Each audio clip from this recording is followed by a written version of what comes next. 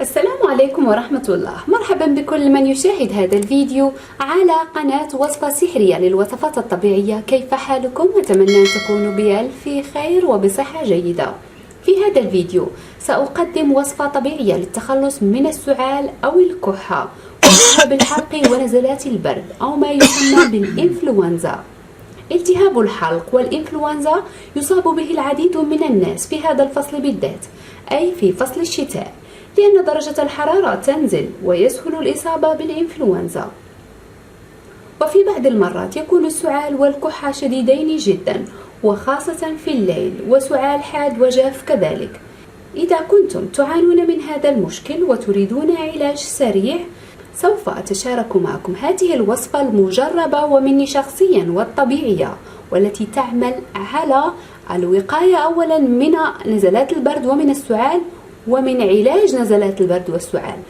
هذه الوصفة أنصح بها حتى للأشخاص الذين لا يعانون من نزلات البرد ويريدون الوقاية منها، فهي فعالة كما قلت لكم، تزود الجسم بالفيتامينات وتعمل كحماية للجسم من كل الفيروسات.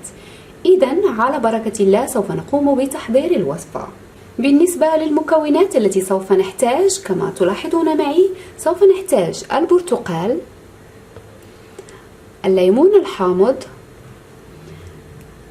الزنجبيل الطري، الثوم، وبضع حبات من القرنفل. أولا سوف نقوم باستخراج كل من عصير البرتقال وكذلك عصير الليمون.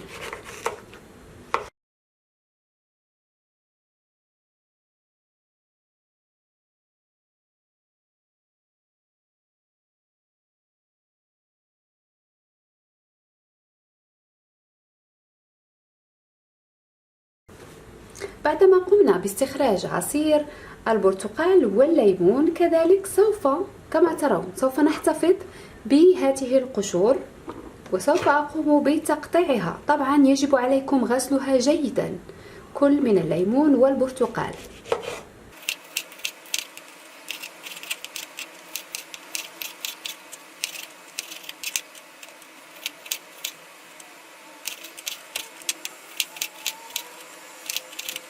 الآن سوف نقوم بأخذ قطعة من الزنجبيل، يفضل الزنجبيل الطري بهذا الشكل. سوف نقوم بتقطيعه، لا يجب عليكم تقشيره، لا بأس بذلك، فقط تقطيعه إلى قطع بهذا الشكل كما ترون. يمكنكم بشره أيضا إذا أردتم. وبالنسبة للثوم كذلك سوف نقوم بأخذ فص من الثوم بهذا الشكل كما ترون. سوف نقوم بتقشيره.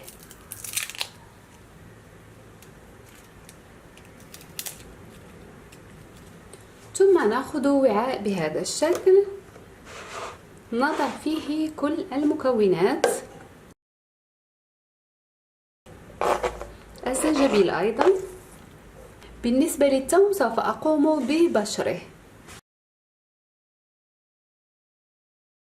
ثم سوف نضيف أعواد القرنفل، تقريبا 7 أو 8 حبات من أعواد القرنفل بهذا الشكل.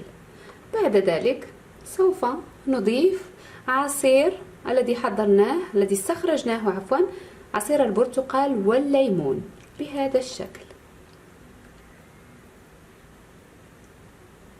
ثم سوف نضيف المكون الأخير وهو العسل، ويفضل أن يكون عسل النحل، ضروري أن يكون عسل طبيعي. سوف نضيف تقريبا 3 إلى 4 معالق كبيرة طبعا بهذا الشكل. ثم سوف نضع هذا الوعاء على النار، يجب أن تكون هادئة حتى تتجانس كل المكونات فيما بينها ويذوب العسل طبعا.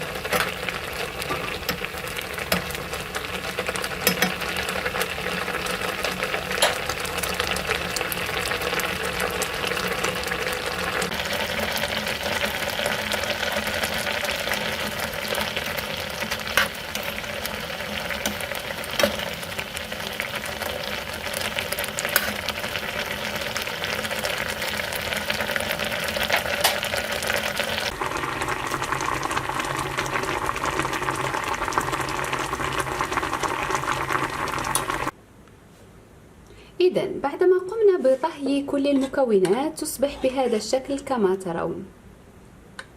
نتركه حتى يبرد طبعا، ثم سوف نضعه في وعاء بهذا الشكل زجاجي.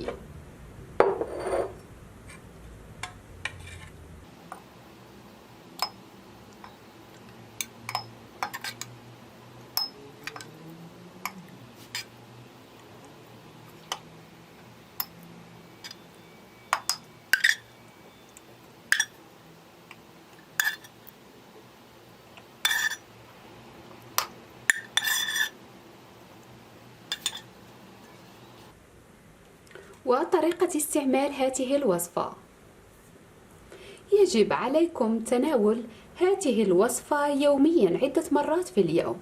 تأخذون هذا الرحيق كما ترون من هذه الوصفة، وكذلك حتى هذه قطع البرتقال والليمون وكذلك الزنجبيل. يجب أن تتناولوها بهذا الشكل يوميا عدة مرات كما قلت لكم في اليوم، وتخصصون ملعقة كبيرة من هذه الوصفة قبل النوم ضروري، لأن هذه الوصفة سوف تعمل على تهدئة الجعب التنفسية. السعال سوف يقل مبدئيا، وسوف تحسون براحة وارتياح في الجعب التنفسية. بعدها سوف يختفي السعال تماما، وستحسون بالنشاط والحيوية أيضا، وأن التعب والإرهاق قد زال تماما. للإشارة، يمكنكم الاحتفاظ بهذه الوصفة مدة أسبوع إلى 10 أيام. يمكنكم الاحتفاظ بها في المبرد أيضا بعد غلقها بعد كل استعمال جيدا. وصفة حقا فعالة، وأتمنى عليكم أن تلتزموا بالمكونات. كما رأيتم العسل يجب أن يكون طبيعي حر، وطبعا المكونات الأخرى هي في متناول الجميع. وأتمنى الشفاء للجميع، وإلى اللقاء في وصفة أخرى بإذن الله.